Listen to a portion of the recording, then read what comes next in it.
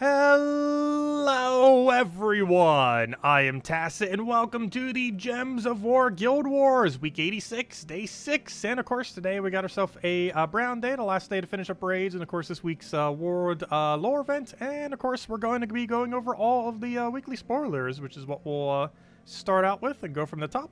So as far as the glory trip that we're going to be getting tomorrow, it will be a Silverglade event week, which is probably the last good time to spend event keys for quite some time if there's not an exclusive legend coming up.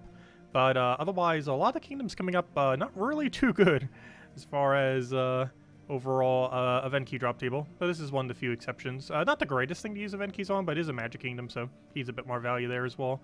But anyways, as far as his troop, it is useless. It deals damage to an enemy, and if the enemy is an elemental, it'll chant all other allies. Even if it did that at 100% consistency, it would still probably not be used. Though it would be a low rarity version of doing it, if nothing else. But even if you're up against an elemental team, this is so situational that you would even use it, and probably wouldn't compared to just using hero class with Mang or something similar, which would gain way more value. So overall, yeah, she's going to be useless. She also has that useless banding trait that they wanted to add that I have no clue why they added, because every single trip that has ever gotten it has been overall pretty bad. And as far as the scoring system, it does seem like it is pretty straightforward for once. Each of these end up giving ingots. And as the battles get harder, they will increase the amounts of ingots that they give. So basically, you just do a rarity order and try to concentrate your battles on the ones that you see. So if you happen to be finding more ice trolls rather than Arcturians, you want to focus on the ice trolls a bit more then. If you happen to be getting more of one or than the other. Same with the Krishhound compared to the Corrupted Urskea. You want to focus on whichever one the game is giving you a bit more of. Probably won't make too huge a difference, but can shift the points ever so slightly in one direction compared to the other. And it's probably most noteworthy for the two ultra rares, since you basically just want to pick an ultra rare, whichever one's not appearing as much, and then try not to do that battle. And then aside from that, just do rarity order, and you should be fine, since you do get slightly more points for doing the same battles over again. And aside from that, it's just rarity order otherwise. So overall, kind of straightforward. It's how you kind of play a lot of the world events. So nothing too complicated with that one, luckily. They didn't overly complicate it like they do some weeks. Like last week, where for whatever reason the lowest rarity was the highest one, which made absolutely no sense. But anyways, we got the world event going on all next week, as we do pretty much every week. Faction, we have the Hall of Guardians is starting to cycle back again. One pretty noteworthy thing about this is Life and Death, if you want to get it, I believe is available a few weeks from now, when we end up getting Silver Necropolis. The week after this will end up being Crypt, and then it goes to, I believe, Sea of Sorrows. And then a few after that, I believe, is Life and Death off of Silver Necropolis. So we got that to look forward to. Aside from that, Wednesday, though that's not this Tuesday. Tuesday has a pretty useless weapon. It's like some kind of crown thing. But if you want to get it for completionist purposes, it will be there. Class event for this Thursday will, of course, be Arch Magnus. Pretty good one. You'll see me using this a lot. It's actually one of the better hero classes in the entire game.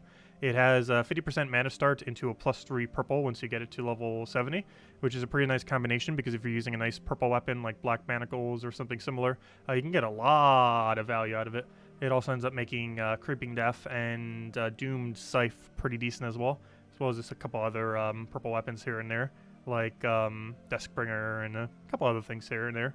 But overall, any purple weapon is generally going to be used with a Arch Magnus. There are very few situations where you wouldn't, when you're specifically using a purple weapon. And aside from that, this Friday we will be having a arena event. Arena events are unfortunately not too eventful. I'm still hoping that they will buff them at some point. But they're a good way to get a free orb and a few other free loots. If nothing else, it doesn't have any cost to play the arena event. It's just all pure loot, kind of like a vault event, except way worse. But it has no upfront cost, so at least you won't have to spend any gems to partake in getting the rewards. However, the rewards are pretty underwhelming. You're just going to get a few keys, like half a deed, and like a blue orb. Or not blue orb, I wish it was a consistent blue orb, but a random orb, I mean. It could be blue, though, though it's most likely not. But, yeah, pretty uneventful week, but hopefully that means we have a patch soon.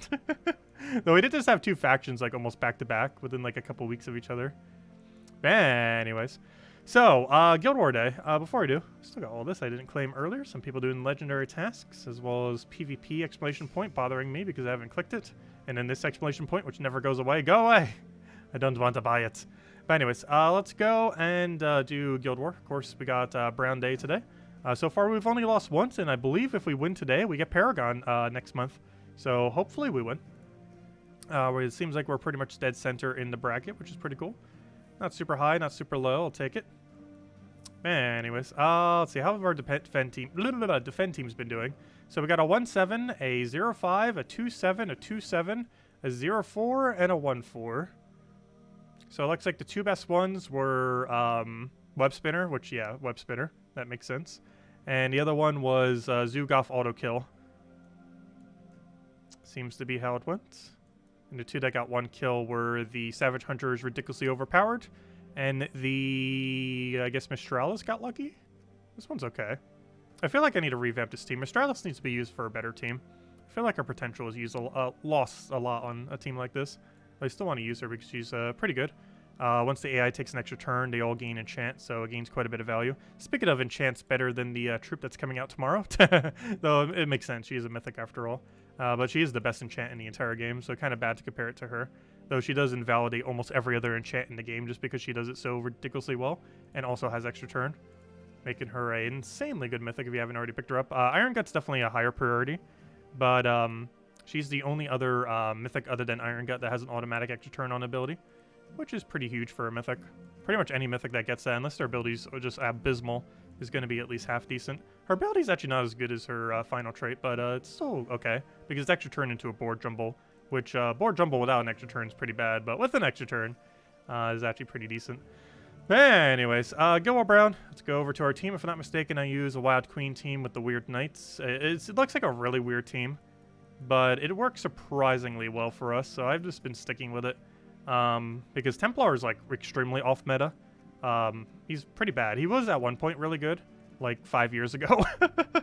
We're talking, like, 5-6 years ago, probably 6 years ago, back when Templar Paladin was the meta, because Paladins gain boost ratio based on armor, and he gave armor and fed green into them, so it was pretty powerful at the time. But, yeah, it's a little bit of a weird option, but it works surprisingly well, mostly because there's so many Yagoi Queen Titania that get used on this day because of brown converting into red, that I end up using this so we can get the red into green and then go crazy with Templar. We don't actually use a red on this team, which is the main thing that's missing, but it's mostly because we have to go Mountain Crusher for mana rather than going like Maying or something else. As much as I might want to, we kind of need the extra mana accumulation. So currently I have set a 20% mana start into 8 magic. Is that worth it for this team? As long as they're not running stats effects, I guess it is. However they are, so you know what? I am going to go and diversify our metals and pick a nice balanced build of all cleanse, because we are going to need it. So there we go. Well, let me make sure I use the right one. Sometimes I accidentally click the wrong cleanse metal. Is this the 10% one? Yes, it is. I sometimes accidentally grab the little one. Actually, I don't even have the little one here. There we go. All right, let's get into it. Guild Wars. And hopefully we win, because if we do, I believe we are Paragon next month. Which we haven't been Paragon for a while. I keep going on some small losing streaks. Let's hope we don't do that today. Let's hope not. Interesting team. He's about to get that yellow immediately. Hopefully we can utilize that against him. Aside from that, the stun could be a little annoying. Luckily, Hero has immune to stun. But anyways, hello everyone! Hello! Hello Bill! Hello Marcelo! Hello NASA! Hello Captain! Hello Cookie! Hello Mr. Jesse! Hello Rook! Hello Isabel! Hello Andre! Hello Nightmare! Hello Cookie! Hello hello Freginator! Hello Dalius! Hello Logic Slayer! Hello Misplaced Cheese! And hello everyone else. When are medals set for defense? I believe it goes based on whatever you currently have set. However, I'm not 100% certain on that. But whatever you currently have set is, I believe, what it checks. Not what was set at reset, but what you currently have set when the person battles you. So this is a bit of a weird situation, because we have extra turn blue. However, we're frozen on blue. So we obviously can't take that. So what we're actually going to do is take the... Oh no, there's 2 different ways we could do this. Do we have +1 blue right now? We do. So off of himself. So this is guaranteed full mana if we take the 4. If we didn't have that +1, we would actually take the 3 in order to go for Surge. But since this is guaranteed full mana, I guess we deliberately lose our turn. The only problem is he does not have a follow-up. Nor does this set Mercy into a bit weird position. And neither of them are really better than the other. I don't think they are. I'm just double checking. No, they both do about the exact same thing. So I don't think it matters which one we really go for. So we'll do that. It'll get a Mercy down. Unfortunately, we can't really do too much with this board. I kind of want to cast this and just hope we get lucky. There's enough Cascade that's kind of okay, but he's going to get a lot of yellow, which is the bigger concern out of that, which kind of makes me just want a mountain. Is there any way I could take a yellow to yellow? Yes, I can over here. Because I believe we can do that to get things rolling. I just wish there was a way to knock that down. Because we don't have alignment until then. Oh, wait, we have it right there. That'll work. Okay. So now we just won, right? Yeah, we won. It's over. So we do this. Get a billion brown greens, I mean. We can then go and Wild Queen. Get rid of his attack so we can't go crazy. We can then go and take even more green. Take another skull. Go for a convert here. What's your secondary convert again? Purple to yellow. That does not do anything because of Mercy kind of just did her thing. So we'll take a brown here. We'll go for another Wild Queen. We'll do it on hero. Let's see. We'll then go for convert, and that should be matched. We're pretty close to it. And it's matched. There we go. And now we just gotta do that 4 more times. Hopefully we win. Gotta keep in mind, I do have cleanse set right now. So we might need to change it depending on the team. Though if we're all gonna run Frost Mage in this exact same team, we will keep it the entire time to try to counter Frost Mage. One interesting thing about an Orpheus medal is it's the only way to cleanse immediately. So even though we just got frozen, there's 2 10% chances that we'll get unfrozen immediately. Normally you wouldn't have a cleanse chance on the very first turn. However, you do have a cleanse chance on the very first turn if you're using Orpheus medals. It's a rare exception that allows you to get it. So I'm just going to take a bunch of extra turns here. However, I don't want to accidentally do this in a way that's going to give him too much value. So we're going to do that. So I'm trying to make sure he doesn't get a Mercy out of anything I do here. Looks like he'll get a little bit of mana, but it's not going to be alignment for an extra turn, so that's fine. I guess I just take a brown here, hope it surges. And then next turn we take a 4 times yellow into whatever the other follow-up is. Oh no, he's actually going to deny it if I take that brown like that. Can I take it this way? What happens if I take it this way? Nothing actually happens if I take it this way, right? Not that I can see. Am I missing something? I don't believe anything bad happens if I do this. Just trying to double check. It looks clean to me. Unfortunately, he did not go for it, and now there's a giant board right over there. That's annoying because he's going to get a perfect Mercy out of it. We're not frozen on purple, so we can go for that. We're not frozen on the purple still, so we can go for that. And he still has alignment. I can go and deny this with this turn by taking a purple. And hope he uses Mercy next turn. Alternatively, we can Mountain Crusher, but that's really luck-based on if it will be good or not for us. I can also take a brown... Oh no, brown to green wouldn't be worth it because I need to make sure he doesn't have alignment. So we'll do that. Go do Mercy. And unfortunately got some value there, but luckily it was only a single match. Somehow we are still not cleansed on hero, which is pretty bad. Which kind of makes me want a Mountain Crusher here and hope we have cleanse next turn. Alternatively, I could just take a brown. Which also seems like a really good move, especially if it surges. Oh, we got a little bit of green out of it. That's bad. We also still did not get cleansed. That is really bad. How on earth are you not cleansed yet? I guess we just mountain and hope the board doesn't do anything bad. How are you not cleansed? Though nothing we could do this turn will get him cleansed. I guess we just attack reduce first slot and hope it works out. Okay, we got extra turn on green. I guess we lose our turn right now? Oh, no. We could still actually turn on green. We're only frozen on brown, so I can do that. We can then go for another Wild Queen and reduce him. I'll kill him out and him. Luckily we have barrier there. Please unfreeze already. Unfreeze? Ow. Well, if he dies... Okay, good. We fixed our frozen problem. All we had to do was kill him. Problem solved. See, it was easy as that. We just need our hero to die and we won. That's perfectly fine. That is a very efficient way to get rid of freeze, though it does lose some score in Guild Wars. If you have something that's frozen, just let it die, and then you're not frozen anymore. It works.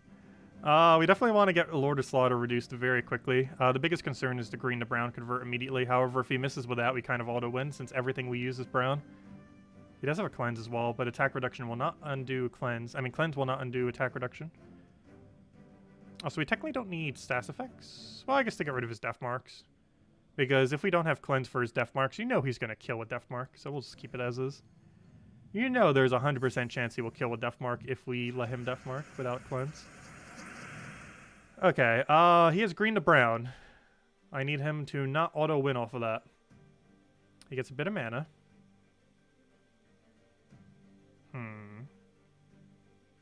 Do I just give him a skull?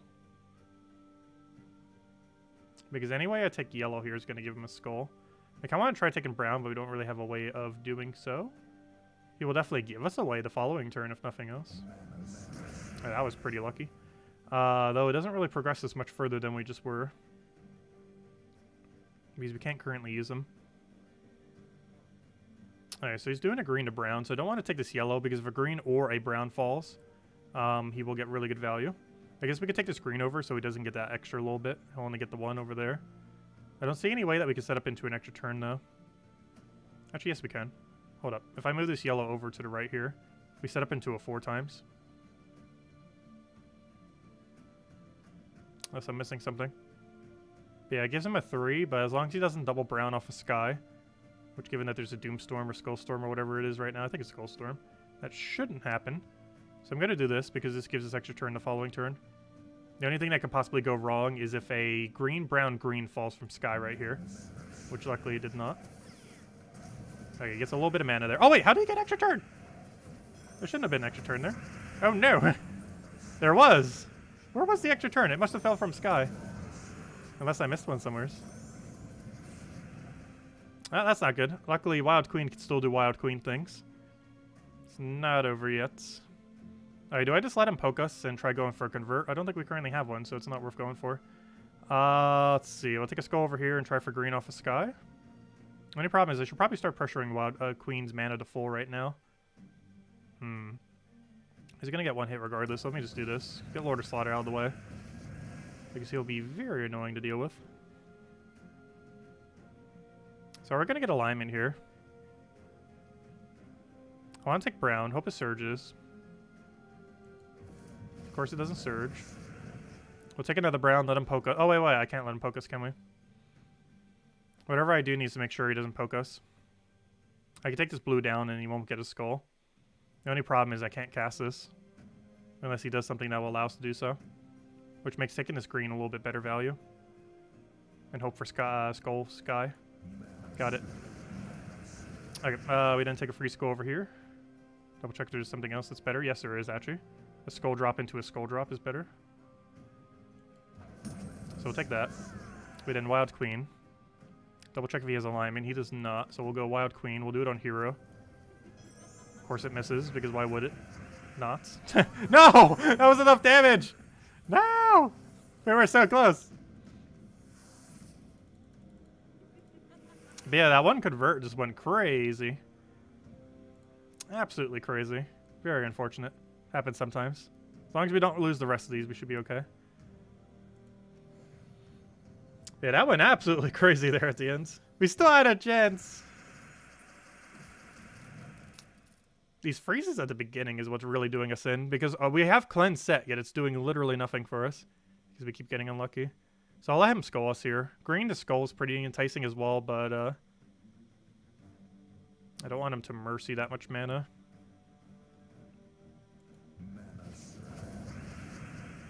Alright, where does that leave the board now? So I can take a brown into a purple.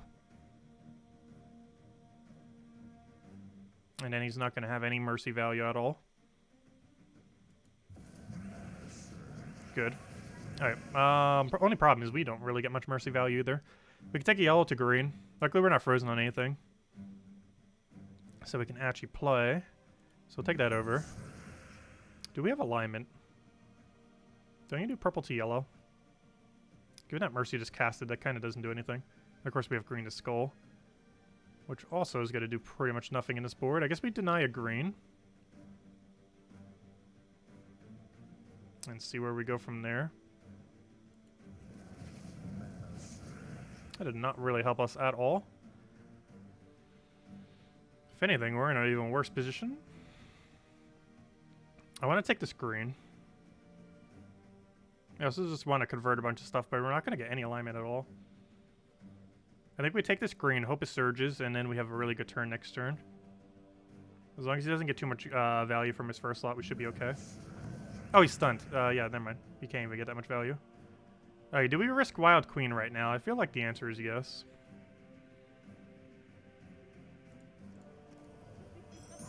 Okay, we won. It's over. A little unlucky there. We should be okay. Oh, unless it goes too crazy. Do we have alignment? No. Oh wait, yes we do. It's over. Let's match. There we go. A little bit of a shaky battle there, but luckily we had alignment. Yeah, final battle. Let's not lose this one. Also, what's funny is I think the only battle we lost against was the one person not running this team. Literally, the only team we lose against is the one who's using something different. So this purple extra turn I cannot take. Ooh, this is kind of bad. The AI will force itself to take it, right? It should. So I think we take this. This will be down by 3. 1, 2, 3, 1, 1. This shouldn't give him anything other than an extra turn over here, which we can't stop. Oh, wait, I have to... Oh, no, I can't take the brown either. Oh, this is bad. I could take a brown to a purple, but then he gets mercy value over here and then casts Wrath and then goes crazy. I think we actually give him the purple and the brown. The only problem is he's going to get stun off it, though he can't stun our hero. But getting brown will give us barrier. Such a hard choice. I'm going to hope Wrath doesn't go crazy. This is probably a really bad idea. He's going to get a cast, that we know.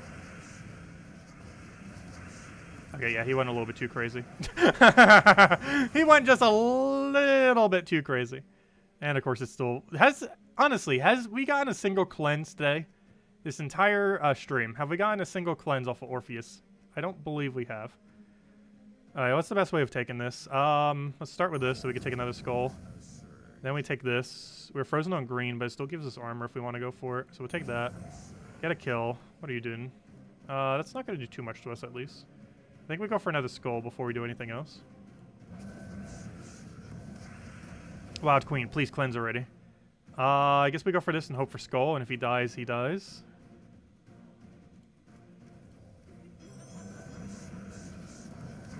Not dead yet. Now he's dead. An entangled Wild Queen that didn't get cleansed. Wonderful. Do we just lose? I'm pretty sure we just lose. Let's go. Wait. Oh, yeah, and he'll drain 2 mana, so I can't even cast. Yeah, we're dead. What is the luckiest way we could possibly get? That would deny the most amount of skulls. While also getting full mana. Because we can't extra turn here because we didn't get cleanse because it's never going to give us cleanse. Even though we have 3 10%. Not just 2. We have 3 10% set right now. Oh, actually it can't while we're stunned though. So true. It actually can't happen while we're stunned. Let's see.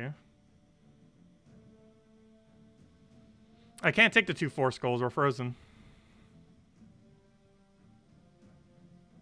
I'm trying to see where these Doom Skulls land. Ideally, we'd cast her right now to bring it down to 0. But it drained 2 mana, so we can't.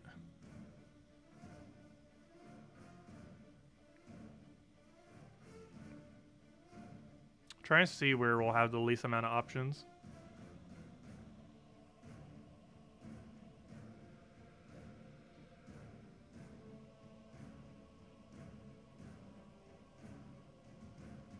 So this down, this to the right are both good. I'm trying to see if we have a way to drop these skulls into another skull so we can get a double skull here. It's hard to do when we don't get extra turn.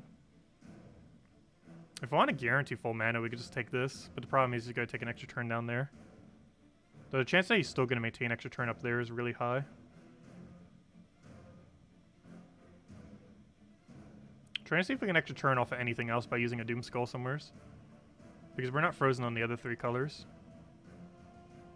But I don't think there is.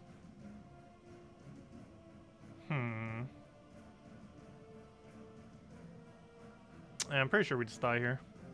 Was this convert again? Oh, no, never mind. He's just doing the thing. If he double hits, we definitely die. There's a 50% chance this cast will just kill us. But then again, don't we just lose regardless if he gets an extra turn? We're just going to do this and see what happens. We lost. Dead. Because that's enough to kill off an ability. Oh, he didn't go for it. Oh, but he still got another skull though. Yep, we're dead. No. Let's see. Are we still Paragon? Even though we double lost at the end for 6,592. Overall, not that bad of a Guild War week, though. As far as our... I'm trying to get to results. There we go. We got a 52,000. No, we didn't get Paragon. But yeah, we lost 3 times. Oh, no. 5-0 still would have been Paragon. Looks like we'll be second, probably. Oh, no. There's still quite a few people that got quite a bit higher. No Paragons. Not even close. We'll probably be Herald again. I don't even think we get Champion now. Because of the double loss there. Very unfortunate. But it happens. Yeah, Papados did better. The Mustaine did better. The Herm did better. And there's probably someone down here that did better. Yeah, David did. Kafar. Is that 4 or 5? I'm not sure if that one is. I didn't check the exact number. If that one isn't... Oh, no, that one is as well. Oh, it's like 100 above us. I'm not even sure if we made Herald then. Let's go do a head count real quick. 1, 2, 3, 4. This number needs to not be higher than 7. 5, 6, 7, 8. No! Aw. We did too bad. Okay, we're going to be Vanguard. I like when we get Herald Plus. Because it gives a little bit better data for the defend teams. Ideally, you want to be Paragon to get data for the defend teams, like one of the top 3. But nope. We lost too much on the final day. Very unlucky there on some of those battles. Freeze really got us, even though we tried going with Cleanse. Just wasn't enough. Anyways, let's go set to a bunch of magic. Let's go clear through all the dailies. Which aren't really too good today, but well, actually shouldn't say that. We have Diamond Day today. But I mean, Adventure Board's pretty bad. I'm looking for Phoenicia. How did our defend teams go? Oh, we were going over them earlier. We had two 7s and two of them that also won once. So what was that total? 4, 6. 6 wins only across them. I go show them again. Yeah, these were our defend teams. The 2 that did the best were Web Spinner on purple and Zugoff all in blue on blue day.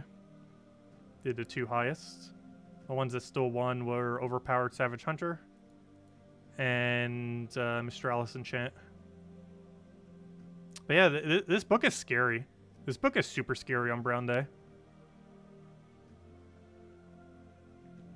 It has Stun. It still has that Mana Drain. I think it's the Stun that really puts it together. The fact that it gets the Stun first slot, so you can't like score reduce it or anything. So you can't go like Gorgolfa, or else it's just going to get stunned. Like Hero can somewhat counter it, but if you get bursted down with skulls or something else, it kind of just dies. Yeah, this book is really scary on Brown Day. It's scary on all the days, but particularly Brown. Alright, let's go clear through these.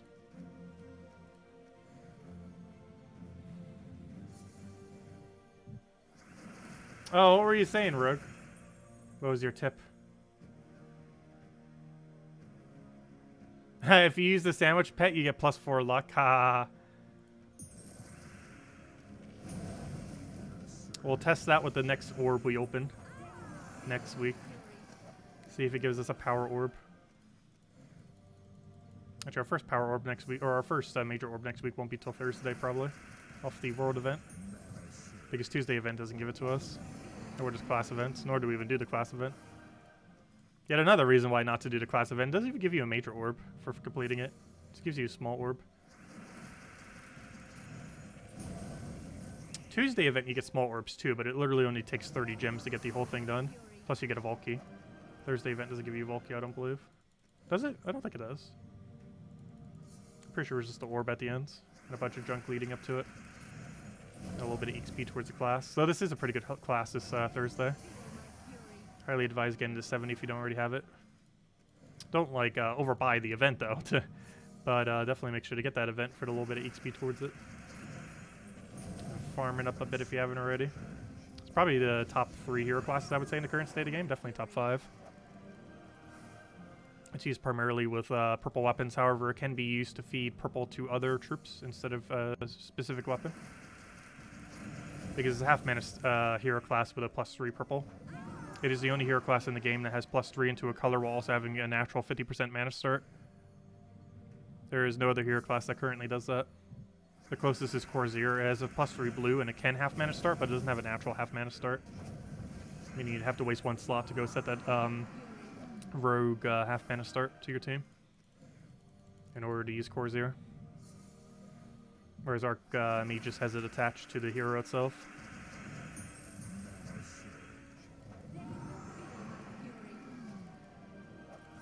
Let's find out the code once we clear out dungeons, which will be in singular moments.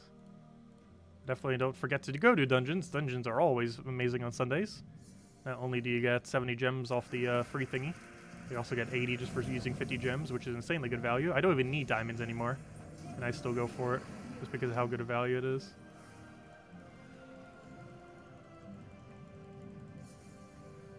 Technically, you could buy the 50 gem offer every day, but Sunday is the very good value day for it, and it's personally the only one I still go for, just because of how insanely good value it is. It pretty much gives you half the value back just in gem keys, since it gives you 2 gem keys. It's one of the few instances of a guaranteed celestial in the game. And 80 diamonds is a lot of diamonds. It could literally just be 80 diamonds and it'd be worth it. And technically it's 84 diamonds. But this offer right here is what I'm referring to. Only on Sundays. There's an offer here every single day, but the Sunday one's super worth it. Guaranteed celestial. 2 gem keys, which is like half the value of that anyways. 84 diamonds and a little bit of spare souls. Yeah, there we go. Always make sure to grab that. Anyways, let's go hand out a redeem code. Speaking about things to grab. Let me go get you guys the code. Grab this. Also, we got Anisha the other night. Hopefully we can get that lucky tonight. We've been slowly getting at that token grind.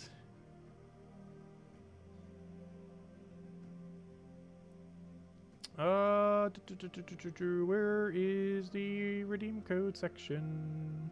There it is. It's going to get even more confusing when we have 2 redeem code sections whenever they get the puzzle quest thing working. But first they need to get their game working. It's been 3 weeks and still no patch for it. There you guys go. There is the redeem code used on gemsofwar.com underneath the game code section. Your invite code can be found in your settings menu. Whatever your game says right over here is what you put in for your invite code. Redeem code is right over there in chat. Just copy paste the random numbers and letters starting with WQQ. And it gives the same reward as always. 2 treasure maps, 1 gem key, 200 souls, and 2,500 gold. There you guys go. And only usable on PC mobile version of the game. Enjoy, everyone. You might want to save that for next mythic, or just use it now for random stuffs. How do you get an epic vault key? It's a completely random drop when you get a vault key. Your most realistic way of getting it is to farm it during a vault event. The next vault event is on the May 14th to the 16th is the next vault event, so we still got a month before the next vault event. But these weekends, for these 3-day weekends, are extremely good times to go and farm pretty much everything. Because you'll be able to find gnomes at a drastically higher rate, as well as finding vault keys from those gnomes at a drastically higher rate. And it's the best way to get vault keys in the game, epic vault keys, as well as many resources. Because those vault keys give various things like orbs and gems and gem keys and other various useful loot. It's the best time to ever be grinding in the game. It happens about once every 6 weeks, and the next one is on May 14th. That's realistically the best way that you would have to try to get a epic vault key. But even then, it's still pure luck. It took us quite a while before we got our first one, just because it's purely luck-based. There's currently been 0 instances where you can get an epic vault key through anything other than the pure luck, and vault weekends are the best times to do them. But May 14th is the next one. Anyways, where were we? Let's go do some faction. I mean, not faction. I mean, explore. So let's go get our token grind on. If anyone has any questions, anything you want me to go over, or anything, just do let me know. And we'll make sure to do so. Where is it? There it is.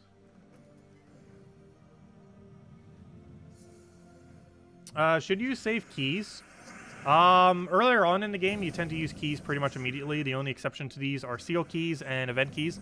Event keys you tend to save for better event kingdoms that have a lot of troops that you might want. And seal keys you save for whenever your guild has 40,000 plus seals. Or if you're in a smaller guild, whenever they hit 20,000 plus seals. You don't want to use them immediately because it gets upgraded based on the total amount of seals your guild has on a given week.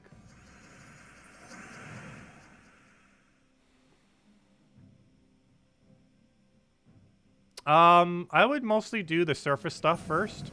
The main thing that you want to do in the underworld is, if you haven't already, keep City of Thieves forever at level 20 and use that as your farming location. City of Thieves has an insanely good value of farming it constantly over and over again at level 20. Is the highest value of any faction in the game. So permanently keeping it at 20 is a very good idea for the amount of loot that you'll end up getting from it. It also makes doing your 3 daily factions very quick, since you can just quick kill it with Rowan or something similar. But you definitely want to focus on doing all the quest lines first. Quite a bit of the underworld stuff gets quite a bit harder at the higher levels earlier on in the game.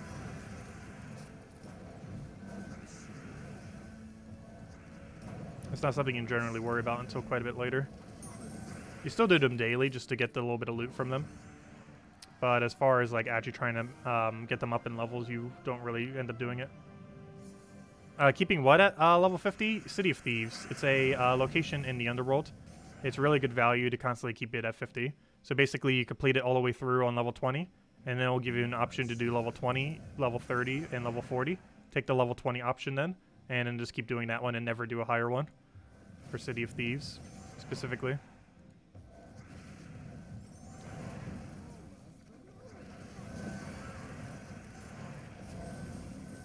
And that's pretty much all you need to worry about for the underworld for quite some time. But you'd probably want to unlock all of them in order to be able to use shards at them, which are kind of like quest lines except much shorter. But this one right here, you want to forever keep at level 20, the delve level at level 20. Obviously, we've already completed it because we have every delve max. But if you're not maxing every single delve, you want to keep this at level 20. Your option should be level 20 at a 1 times, level 20, or it basically should give you a level 20 and a 30 option after you complete it through on 20, and then just keep taking a 20 option over and over and over again. And it's the best way to farm because City of Thieves is the best overall loot.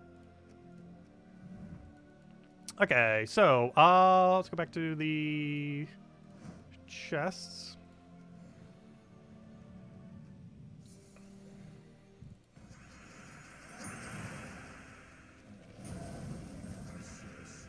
Get our Zugaf down. Double stealthy over there. And they all just fall.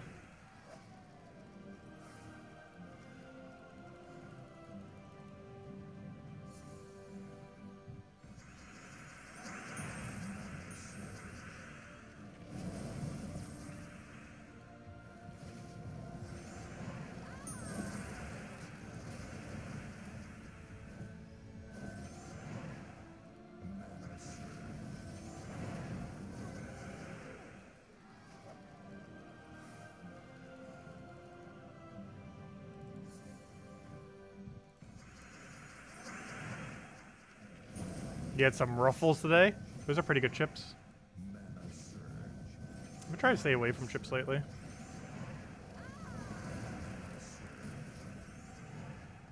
Also, whenever I do pick up Pringles, I've been starting to pick them up in those like little, extremely small snack-sized ones. Just so it's a smaller portion, so I don't feel tempted to eat more. Because if I grab one of those really small ones, it has a very limited amount that I can eat. Which will prevent me from eating more.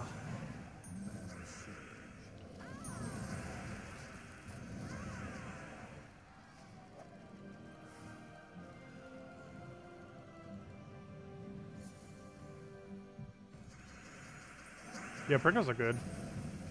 A lot of chips are good. There's almost no bad chip. Unless they're like overly greasy or something. Hello, Jonathan. Welcome.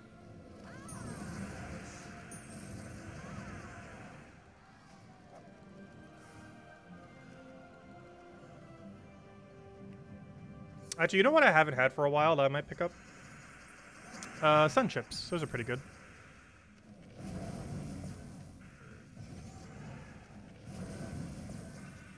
We'll throw that down.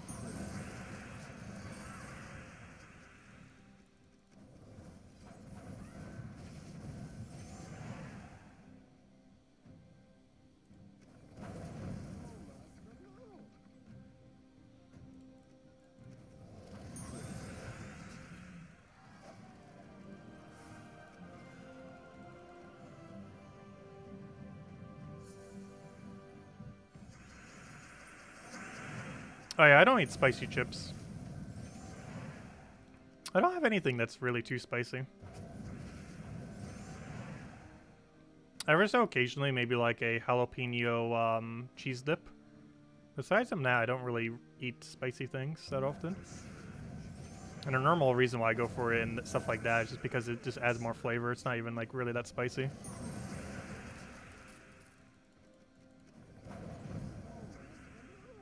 Show us how many trade stones I have? Sure, I can go show how many trade stones we have. It's a very large number. But it's not the largest in the game. There are people that have like multiple times more than us. Oh! I got another Nisha.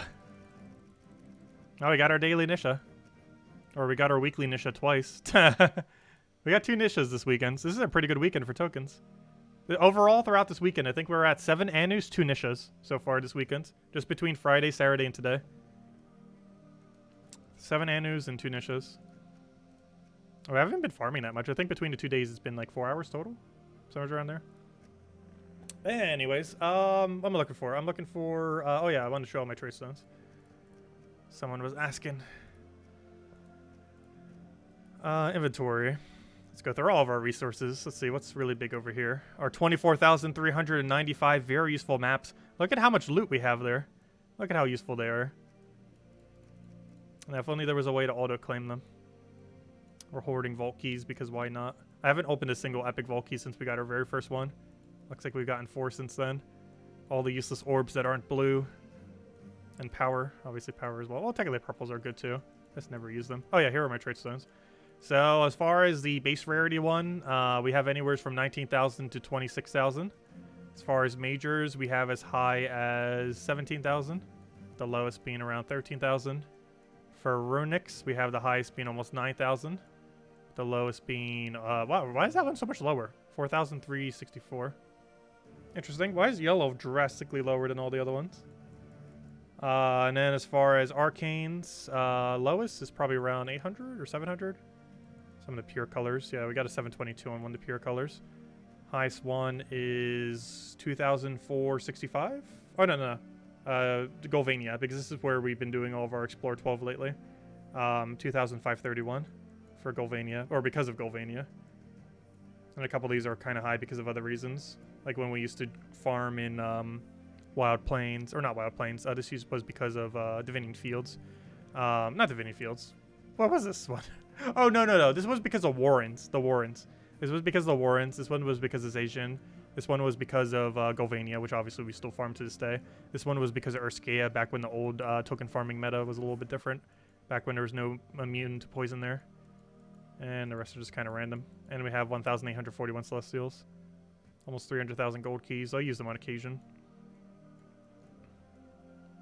85,000 diamonds.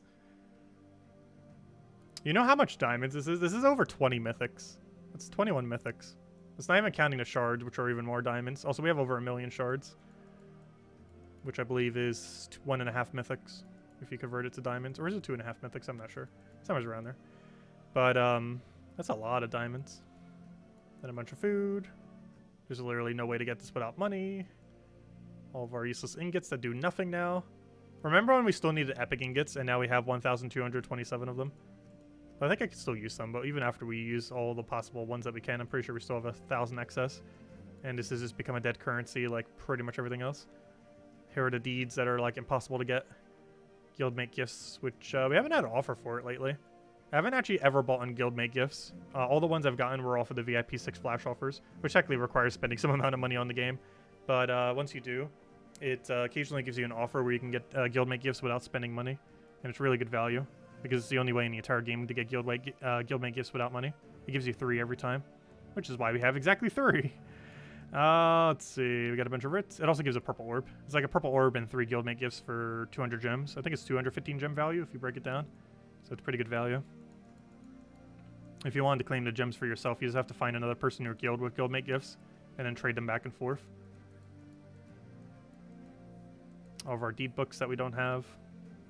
And all the artifacts with all the lore from every past season of Gems of War, which is a new mechanic that actually that course started at the late of last year, which is why there's only 4 of them. Well, technically 3.5. Leona's Crown is still currently pending. But anyways, let's go back to the Golvania so we can get even more red-purple arcanes that we don't need.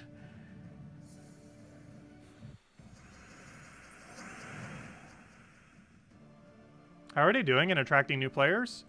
I'm not sure. I haven't really checked lately. I believe it has gone slightly down, but I believe it's mostly because we haven't had a super big update for a while. Because normally that brings people back, and it gives them something to kind of advertise on the Steam thingy. I'm looking for Steam charts, but I haven't looked at the numbers for a while. If nothing else, Puzzle Quest 3 will, oddly enough, probably attract more people to Gems of War. Because they'll see how bad Puzzle Quest 3 is and then come into Gems of War. Possibly.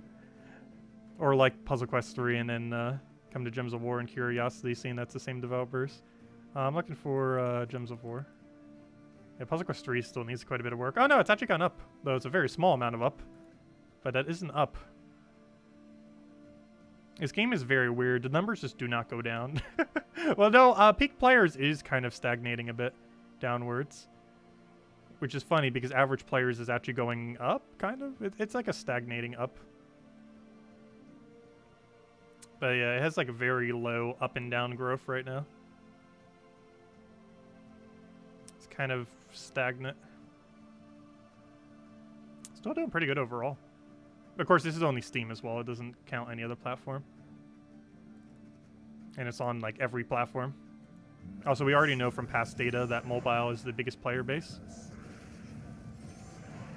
So you could pretty much just assume whatever Steam is, mobile is probably almost double that. There's a possibility the mobile population for this game is more than every other platform combined. I know on the App Store it shows over 1 million downloads. Of course, not that many people are still playing. But if I had to guess, it probably maintains anywhere from about a 5,000 to 10,000 concurrent across all platforms. Of course, on the PC mobile ones are cross-platform with each other.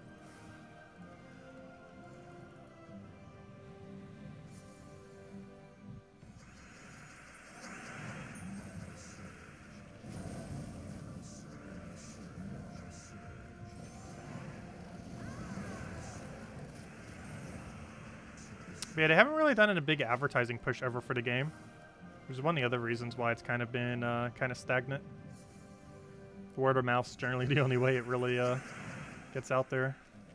Or people just really looking for a match 3 game. It's a really niche genre.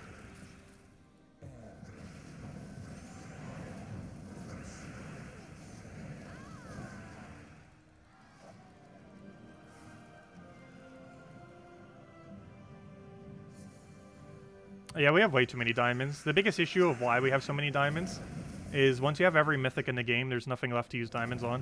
Once you have literally every mythic and every weapon, they kind of didn't really plan for that. So there's nothing else to use diamonds on once you reach that point. Which obviously it takes forever and a half to eventually reach that point. But once you do, there's actually nothing left to use diamonds on. If you could successfully get literally everything in the game. Because the biggest sink forward is obviously getting mythics, and the secondary minor sink is getting weapons. But if you already have both, all of both, there's nothing to use them on. Unless you want to convert them into souls, but that's horrifically bad value. Whoa! We got another Nisha. We're doing absurdly good for Explore this weekend. I wish this was our average luck. We'd have every troop max within like a year. if we could maintain this luck forever.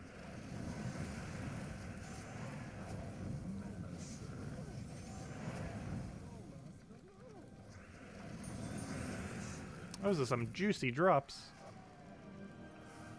If we somehow get a third Nisha this stream, I'll hand out another redeem code. There was 1 hour that we got 7 Nishas before. 1 double Nisha, and then there's a bunch of other Nishas. It was the most absurd hour ever. We're not using the sandwich, though. We're using the cookie. If anything, this is cookie luck.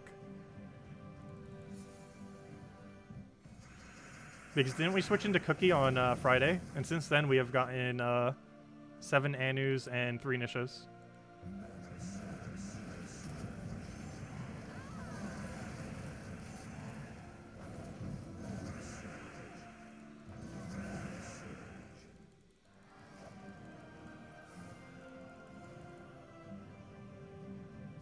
That's where all your luck went. Yes, it got channeled into this Cookie. That is where all your luck went.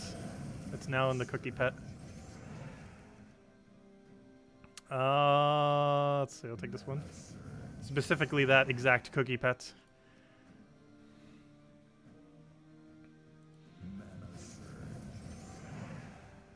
I'll take that purple.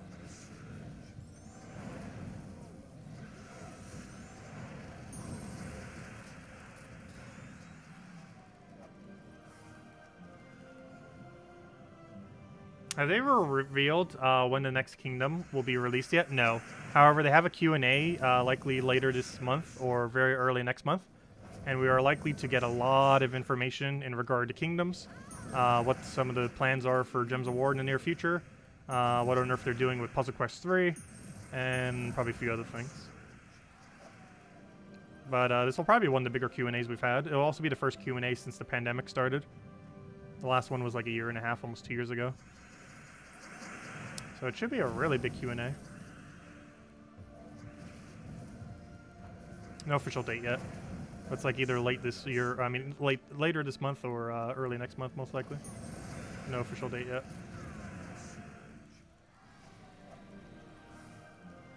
Triple Nisha? Aww. Triple medals, though. No Nishas in them. At least we got Arania.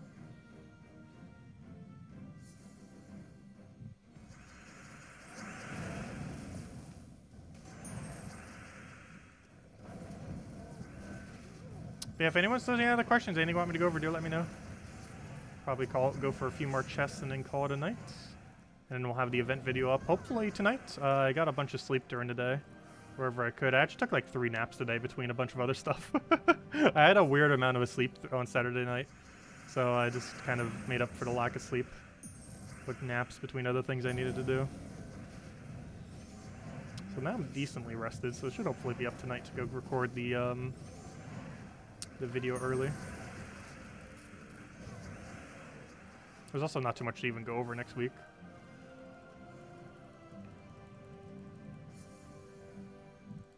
A little bit of a tamer week. Unlike some of the weeks that we were having, like that other week where we had like a new mythic, a new faction, a new everything. 3 events going simultaneously. Even this week with the Guild War into the weekend event into the other event. Which technically was 3 events simultaneously. The World event, Raid event, and Guild Wars.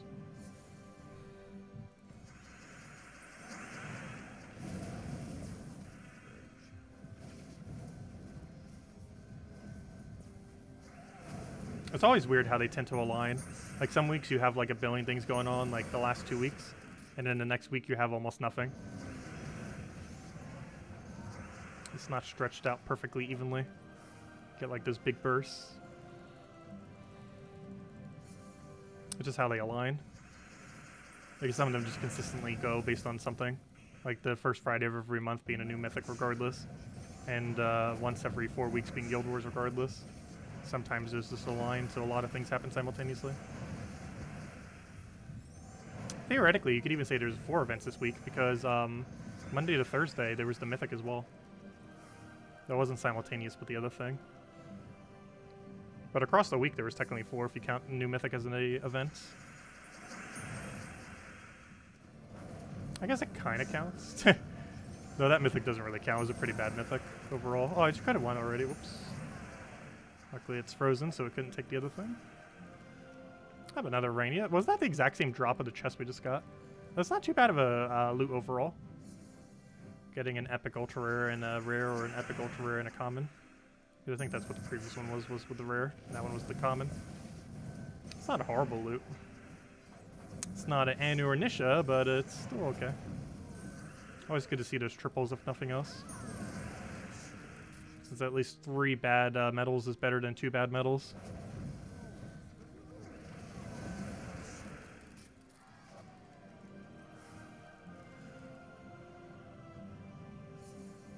You just unlocked Underworld? Nice. Which kingdom to do first? You should camp level 20 City of Thieves forever. As far as actually progressing in them, there's not really any particular order that you would really need to do. But early on in the game, you could probably get to about level 50 or 100 in most kingdoms or most factions. Just make sure to keep City of Thieves forever at 20. But if you mean in the overworld with the kingdoms, definitely do Forest of Thorns if you haven't already. Aside from that, you might want to do Silverglade because Archmage's Hero Class has an event next week. Just to have it done preemptively so you don't have to do it on Thursday.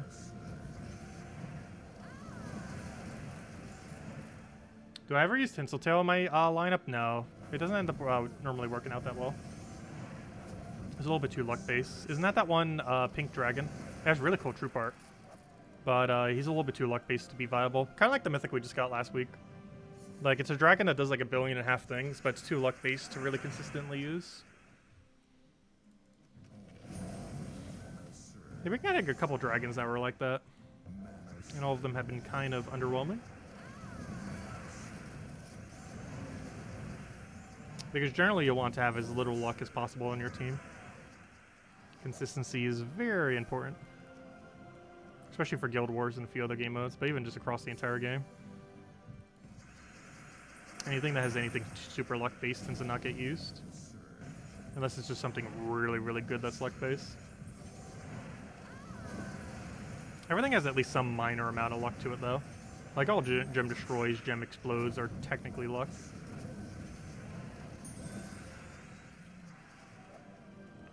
But they're consistent with about how much mana they'll give. As well as their overall effect of moving you towards the win very quickly.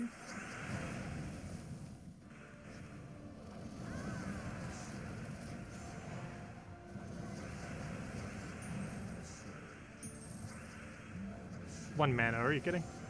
No. Oh, he cleanses burn too, no!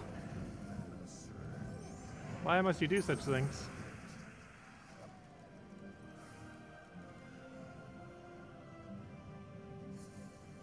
How important is meddling Rowan? Barely at all. Rowan only gains magic from being meddled, so it's very low priority to actually meddle her, oddly enough, even though she's an insanely good troop.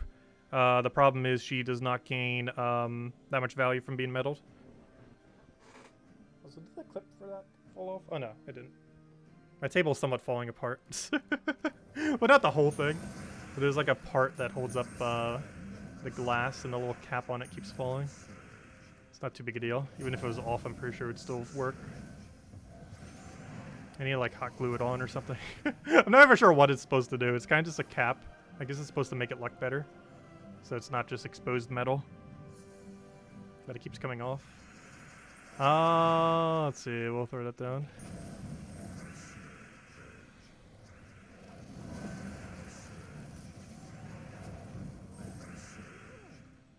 Best troop to metal first. We covered a video on it a little while back. Best 4 troops of every rarity to metal first. Because obviously per rarity it's a little bit different. It really comes down to what you're using. Generally when you're meddling stuff, you want to look for stuff that gains an actual good benefit from being meddled. For example, even though we have Thrall meddled, he's actually really bad value to meddle because he only gives you extra HP and armor. The only reason is because he's a common and we have like 1.5 billion medals. Because we use him enough that why not. But same as Leprechaun, like he gains pretty bad value from being meddled. It's just we use him so much, we figured why not meddle him. But you normally want to focus on things that actually gain a benefit. So for example, if something's a frontline tank and they gain durability from being meddled, they'd be good to meddle. Anything that has good cast and they gain additional damage from it can be pretty good to meddle. Any of them that are really good with skulls that happen to gain like skull damage from their meddling are good to meddle. And you can check what they gain for stats, every single one. It's based on what typing they are, as far as what stats they end up getting for being meddled.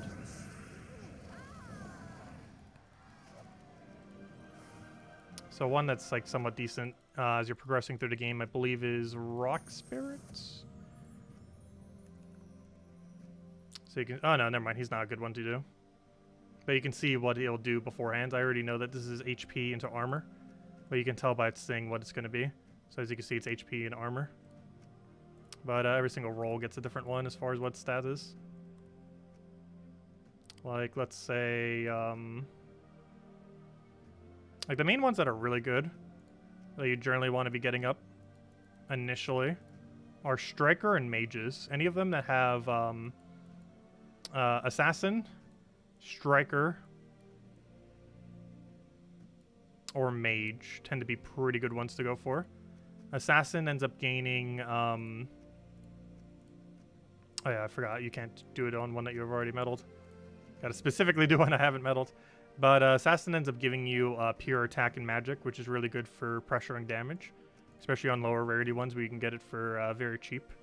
Mage ends up giving pure magic. It's a +6 magic, which is a pretty substantial amount of magic for pretty much any of these options. The only one that doesn't use it effectively is Tesla, oddly enough, because she doesn't use magic at all, even though she still counts as a mage. But all these gain 6 magic from being upgraded, so lower level things that do like full AoE damage and stuff like that can gain quite a bit of value from having that additional 6 magic. Aside from that, the other really good one is Striker, which is kind of like the other one except with a little bit more defense. So Striker ends up getting basically pure magic and attack, just with a little bit of HP and armor.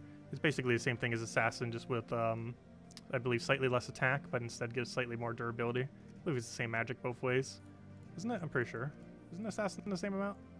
Pretty sure they both gain 4 magic. Yes, they both gain 4 magic. The only difference is Assassins are all in on attack, whereas Strikers are partially into attack while also having a little bit of durability. And the other really good one to level was, I think I missed one, right? It was Assassin, Striker, Mage. That's pretty much it. I don't think there's that many good warriors. I forget what the benefit even is for a warrior. It's kind of like Striker, but even more of a mix. It gains 2 magic, 2 attack. Or sorry, 3 magic. Or no, 2 magic, 4 attack. So yeah, it basically takes the magic and puts it more into durability, essentially. It's kind of like Striker, but it goes a step further and gets slightly less magic, but puts it pretty much even through all. So it's a nice, well-rounded amount of benefits. But those tend to be the biggest ones to go for. Very rarely are things that gain durability worth it. There are very few exceptions where something like Defender or Generator are good to have initially. There's quite a few troops that you just put them on just because they're troops that you're already going to be using.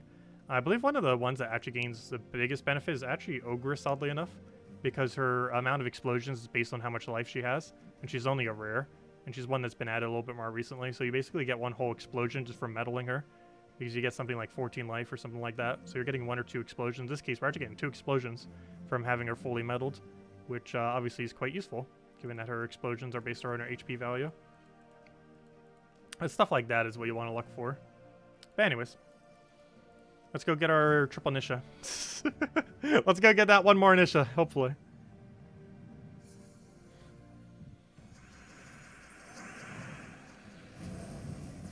But if anyone else has any other questions, let me know. Otherwise, I think we'll go for 2 more chests, this one and then 1 more after. Hopefully we can get 1 more Nisha somehow tonight. One can hope. I think we might have used up all of our luck. We'll find out in a couple moments. Come on, I want to see the first ever triple Nisha for us. Oh, nope. Alright, 1 more chest. 1 final chest. See what we get. I'll settle with only 1 Nisha though. That'll still technically be 3, just disjointed in 3 different chests. Not the same thing though.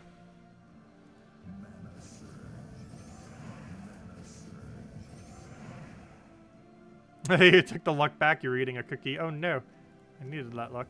Still got 1 more chest to open. They already got pretty good value tonight, as well as this entire weekend. We're way above drop rate this weekend, relative to time put in.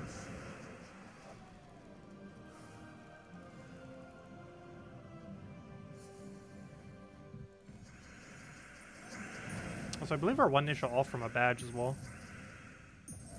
Not like that really matters much because you can't use a badge until it's a medal, as far as upgrading them.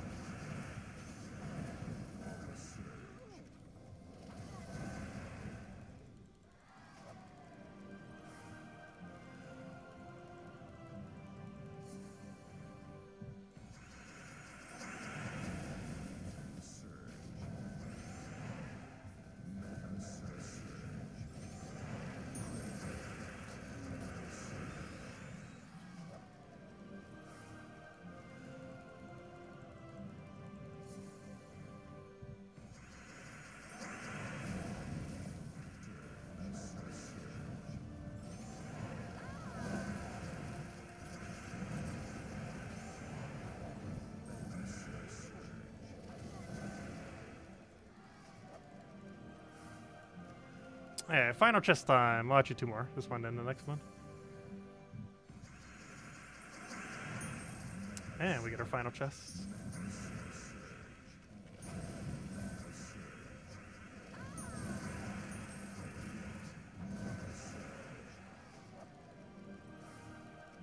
Alright, here we go.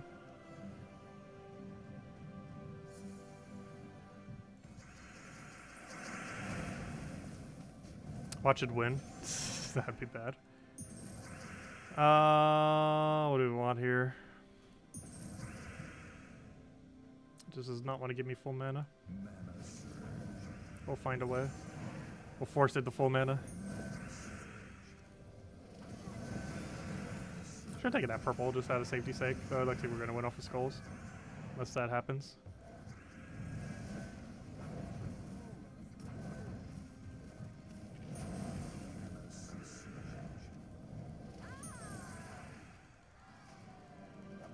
Let's see what we get. What do we get?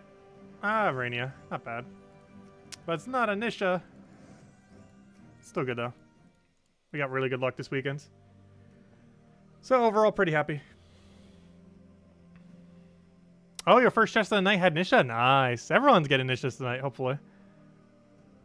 But anyways, guys, we're going to be calling it a night for now. We will be back tomorrow night, same time as always, 8 p.m. Eastern Standard Time, 1 hour prior to now tomorrow. We will be going over all of the chapter 5, 6, 5, what week is it? Chapter 6, all the chapter 6 tasks, as well as we'll have the video up sometime tomorrow, hopefully early, going over all the weekly stuff, Soulforge, everything, as we always do. Let's see, best arena, or best area to grind gold. I believe the gold farming meta currently is Skeleton Key. Even after Skeleton Key got nerfed, I'm pretty sure it's still the meta. It's Skeleton Key. I can't speak. It's Skeleton Key, Greed, and Double Cedric. You cast Greed, you go crazy with Key, and you win from there. And you do that on Explore 12. As far as the best location for that, I'm actually not sure. Golvania is not horrible. Trying to think of where else. Wild Plains has a bit lower durability, so you might be able to get good value there. I'm not sure where the absolute most meta place is. But I'm pretty sure Golvania or Wild Plains or something similar is going to be okay. As long as there's not like any kind of super annoying mechanic there that would reduce your damage or revive or anything like that, it should be fine. But yeah, Explore 12 with Skeleton Key with the Double Cedric is still, I believe, the strongest in the game. It's quite a bit lower since they nerfed Skeleton Key. However, it's still, I'm pretty sure, the quickest gold farming in the game. It's like 300,000-400,000 per hour, somewhere around there. Though it varies based on VIP bonus. Why should you save guild keys again? Guild keys you save because you need to have the crests up. So the drops that you get from guilds are your seal keys. And the guild keys are based on this right here. So if it's at 20,000, they're basically like lure keys. And if they're at 40,000, they're basically like gem keys. The absolute minimum you should ever use them at is 20,000. But ideally, you want to be in a guild that hits 40,000 every single week and then use them then. However, you won't have this at the beginning of the week. Since it's at the end of the week, obviously we were already there. But at the beginning of the week, this will be much lower. So you don't want to be opening up your guild keys when it is very low. At absolute minimum, you want to have 20,000 before you open these keys. And ideally, you want to have 40,000 before you open these keys. This resets every single week. And each person in the guild can do up to 2,000. Though it can go even higher by using orbs. But yeah, you generally want to wait till 40,000 before you use them, but 20,000 is the absolute minimum. Like, you don't want to open it when it's 10,000 or less, or it's going to get quite a bit worse value compared to if you just waited a little bit later in the week. Oh yeah, your guild does reach 40,000. Yeah, most guilds do. And even if your guild doesn't, you can coordinate purple orbs on a given week, like maybe once a month, like maybe on a mythic week, and then everyone orbs that week, and then you get to 40,000. There's quite a bit more ways to reach 40,000 compared to before. Before it used to be a lot harder because purple orbs didn't exist, plus only 1,500 could be accumulated per week instead of 2,000. But they have made the 1,500 2,000 since then, and of course purple orbs exist, both of which make it a lot easier to reach. Where can you grind the what? I'm not sure what you're asking. Oh, Chaos Shards? You do that in the Underworld. You get 3 daily delves per day. And that's where you get Chaos Shards, which you can use for portals. And you can use it on any delve in the game. The absolute best one is City of Thieves at level 20 if you haven't done it at a higher one yet. However, just doing your daily 3 will give you Chaos Shards regardless of where you do them at. But that's the only way to really get Chaos Shards. There are a few other ways that you get them here and there, but a good majority of them comes from your 3 daily ones. You'll never see me doing it just because we already have every single faction max. And because it normally takes about 20-30 minutes. So it's less 20-30 minutes less we have to grind every single day for it. But it is something that you do pretty much every single day as you're progressing through the game, as it's very important to get the ingots, the shards, and all that. But we're kind of at the point where we don't need to anymore because we have way too many. Way too many. But anyways, guys, we'll catch you later. Thanks for stopping by. And hope you all enjoy your week. Goodbye, everyone. And thank you for watching.